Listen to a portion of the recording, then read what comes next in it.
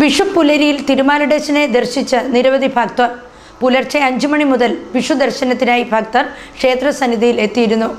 ചരിത്രപ്രസിദ്ധമായ തിരുമാലയുടെ മഹാദേവ ക്ഷേത്ര സന്നിധിയിലാണ് വിഷുപുലരിയിൽ ഭഗവാനെ കണ്ട് അനുഗ്രഹം തേടാൻ ഭക്തർ എത്തിയത്. വിഷുവിന്റെ ഭാഗമായി ക്ഷേത്രം മേൽശാന്തി ഗോവിന്ദ നമ്പൂതിരിയുടെ മുഖ്യ കാർമ്മികത്വത്തിൽ പ്രത്യേക പൂജയും ഒരുക്കിയിരുന്നു. കൃഷ്ണ ഭഗവാനൊപ്പം തിരുമാലടേശനെ വിഷുദിനത്തിൽ പുലർച്ചെ തൊഴുത് അനുഗ്രഹം തേടുന്നത് ഇവിടുത്തെ വിശ്വാസത്തിന്റെ ഭാഗമാണ്. അതിനാൽ ദൂരസ്ഥലങ്ങളിൽ നിന്ന് പോലും ഇവിടെ എത്തിയത് അനേകം പേരാണ്. കേരള ജനതയെ സംബന്ധിച്ചിടത്തോളം വിഷു എന്ന് പറഞ്ഞാൽ ഒരു കാർഷിക വിളവെടുപ്പുമായി ബന്ധപ്പെടുന്ന ഒരു വ്യവസ്ഥയാണ്. സാധാരണ ഈ ചിങ്ങമാസം കാർഷിക വിളവ് എന്ന് പറയും. ഈ വെയിലുള്ള സമയങ്ങളിലുള്ള വിളവെടുപ്പും അതുപോലെ വിത്ത് വിതയ്ക്കുന്ന ഒരു സമയം.